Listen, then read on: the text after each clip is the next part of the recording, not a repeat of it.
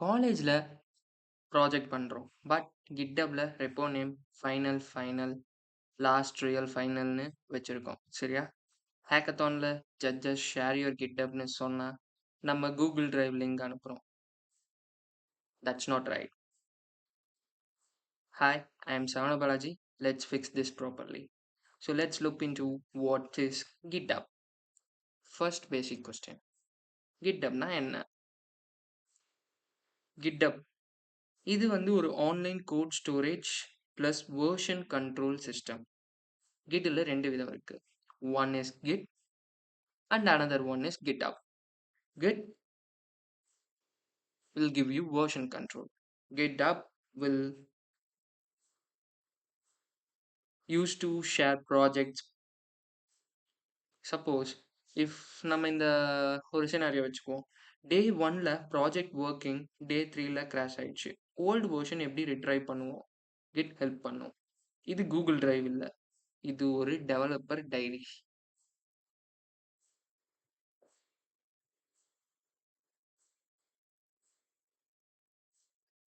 So நான் already create பண்ணி வச்சிருக்கனால so let's get into GitHub. User name சீரியஸாக வச்சுக்கோங்க. ரெஸ்யூமில் இது தான் போகும். லைக் சரவணா கேமர் ஒரு சரவண பாலாஜி அது ஒரு மாதிரி வைக்காம சரி ஒரு ரெபாஸ்டரினா எப்படி கிரியேட் பண்ணுறதுன்னு பார்ப்போம். ஒரு ரெபாஸ்டரினா என்ன?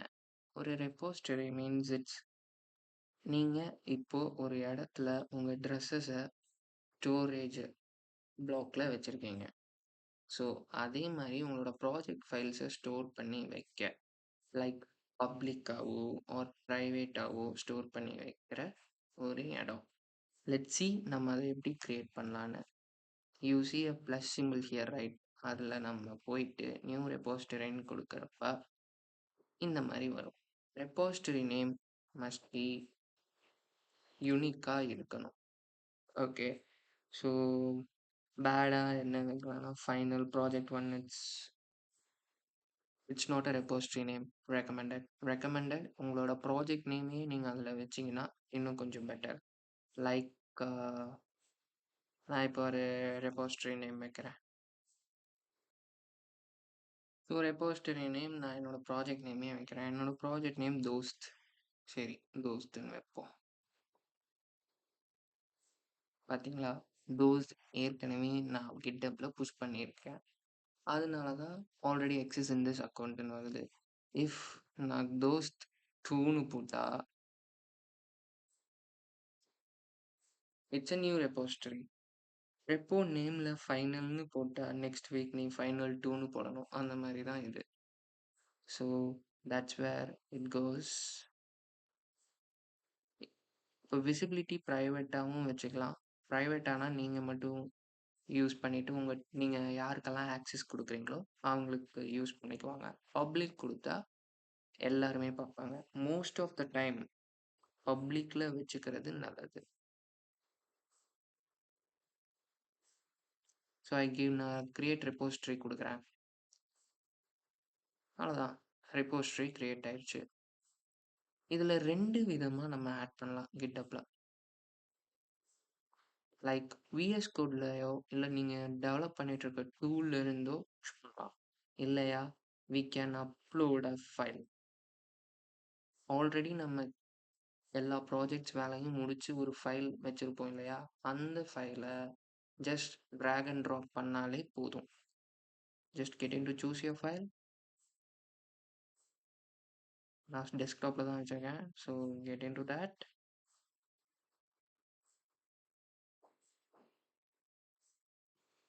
I'm just dragging it.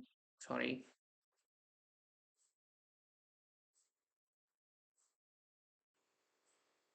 Drag and I just dropped it.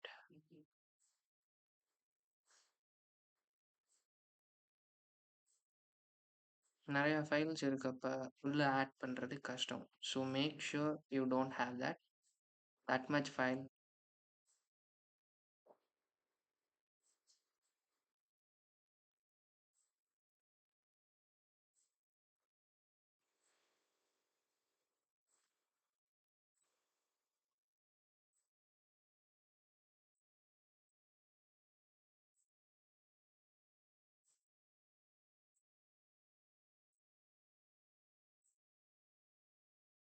நான் ஜஸ்ட் ட்ராக் அண்ட் ட்ராப் பண்ணேன். It just files added. அவ்வளோதான். If I need to change anything, I need to add files and commit changes. நான் ஏற்கனவே files change sorry, ஏற்கனவே files add பண்ணிட்டேன். So I did commit changes. That's it.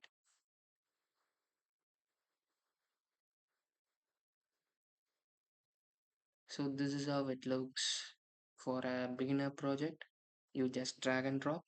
Let's look into another technique. சரி, இப்போ நம்ம vs கோட்லேருந்து எப்படி push பண்ணுறதுன்னு பார்ப்போம். We need to give anything first git initiate. So இதோட மீனிங் என்னன்னா, இப்போ வந்து இந்த ஃபோல்டர் வந்து ஒரு கிட் ப்ராஜெக்ட் அப்படின்னு போட்டாச்சு. பிஃபோர் திஸ் இது வந்து ஒரு நார்மல் ப்ராஜெக்ட். நான் கிட் இனிஷியேட் போட்டதுக்கப்புறம் கிட் எல்லாத்தையும் ட்ராக் பண்ண ஸ்டார்ட் பண்ணுவோம். கிட் இனிஷியேட் பண்ணாமல் புஷ் பண்ண ட்ரை பண்ணினா கிட் சொல்லும் நான் யாருன்னு. அவனுக்கு தெரியாது. லெட்ஸ் சி கிட் ஸ்டேட்டஸ் பார்ப்போம். இது அடுத்த command.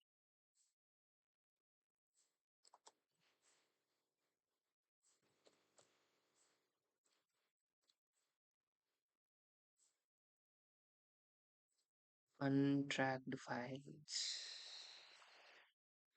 Which file changed, which files untracked. இது git கிட்ட நம்ம situation report. ஓகே, ஸோ இப்போ git add பார்க்கலாம்.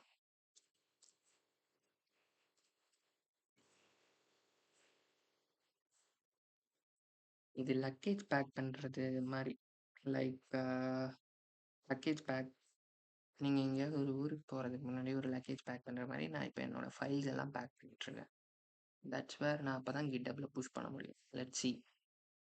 இப்போ வந்து கிட் கமிட் இனிஷியல் கமிட்னு ஒன்று கொடுத்துருக்கேன். இதோட மீனிங் என்னென்னா, நான் என்னோட ப்ராஜெக்டோட வேர்ஷனை லோக்கலாக சேவ் பண்ணுறேன்.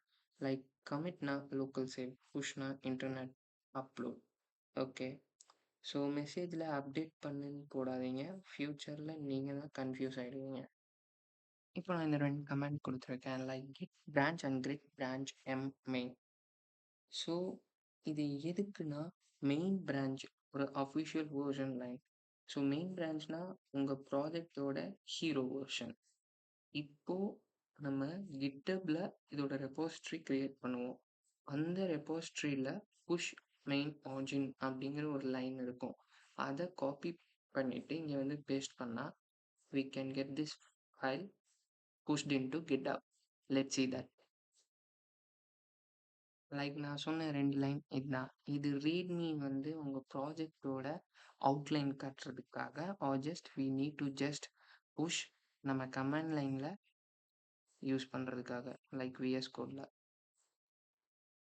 ஃபர்ஸ்ட் நம்ம ட்ரை பண்ணுறப்ப புஷ் பண்ணுறப்ப என்னோட எரர் வந்து என்னென்னா, fail to push from reference to என்னோட GitHub link, right?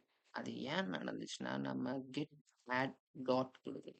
Because of that files change ஆகாமல் இருந்துச்சு. ஸோ நம்ம கெட் ஆட் டாட் கொடுத்ததுக்கப்புறம் கிட் ஸ்டேட்டஸ் செக் பண்ணுறப்ப இன்னும் கமிட்ஸ் வரலைன்னாங்க. பட் நமக்கு அதுக்கப்புறம் சேஞ்சஸ் டு பி கமிட்டட், அதாவது இந்த 2 ஃபைலும் அங்கே இருக்கணும்னு நம்ம கொடுத்துருக்கோம். அண்ட் அகெயின் கமிட் மெசேஜ் கொடுத்தா ஃபைல்ஸ் சேஞ்சர்னு வந்தாச்சு, கரெக்ட்? இப்போது அங்கே ஃபைல்ஸ் க்ரியேட் ஆகிருக்கும். ஸோ க்ரியேட் ஆகிட்டு நான் ஜஸ்ட் புஷ் பண்ணுறேன்.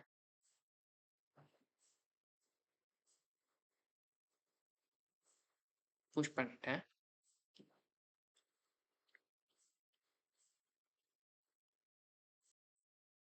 இதில் இருக்க கிட் ஆட் ஆர்ஜின் புஷ். புஷ்னா அப்லோட், ஆர்ஜின்னா கிட்டப், மெயின்னா பிரான்ச்சில் போய் இருக்கிறதுக்காக. இந்த லைன் தான் ரியல் அப்லோட் மூமெண்ட். இப்போது தான் உங்கள் கோட் இன்டர்நெட்டில் போகும். After push, next time just git push. You can see here, I just pushed my expense tracker project. So சரி, இங்கே என்னமோ ஒன்று இருக்கே, ஆட் அ ரீட்மீ அப்படின்னு. அது என்னன்னு பார்ப்போம். ஸோ ஒரு ரீட்மீன்னா ப்ராஜெக்ட் இன்ட்ரடக்ஷன் பேஜ். அதோட ப்ராஜெக்ட் நேம் இருக்கணும், ஒரு டிஸ்கிரிப்ஷன் இருக்கணும், அதோட ஃபீச்சர்ஸ் இருக்கணும், டெக் ஸ்டாக் இருக்கணும், அண்ட் ஹவ் டு ரன்னு இருக்கணும். லைக் ஹெட்டிங்கை புல்லட்டில் போடணும். ரீட் மீ இல்லைன்னா உங்கள் ப்ராஜெக்ட் ஒரு ஹவுஸ் மாதிரி, ஆனால் டோர் இருக்காது. Okay, so make change like add a read me. You will get into this. I just already typed it and I have this. Okay, இப்போ நான் இந்த எக்ஸ்பென்ஸ் ட்ராக்கர் எப்படி யூஸ் பண்ணி, எதை யூஸ் பண்ணி, எந்த டெக்னாலஜி யூஸ் பண்ணி, எந்த டெக் யூஸ் பண்ணி பண்ணியிருக்கேன்னா பைத்தானும் ஜேசன் லாங்குவேஜ் ஜாவாஸ்கிரிப்டும். ஸோ இது என்னென்ன பண்ணணும்னு மட்டும் நான் போட்டிருக்கேன். It's for just a purpose. So if I do commit changes, just give a commit change and you will get my readme. GitHub ரொம்ப கஷ்டம்லாம் கிடையாது, நம்ம பயம்தான் ப்ராப்ளம். நெக்ஸ்ட் வீடியோவில் ChatGPT யூஸ் பண்ணி ப்ரொஃபஷ்னலாக ரீட்மீ ஜென்ரேட் பண்ணுவோம். If you are building from campus, subscribe and let's build something real. Thank you for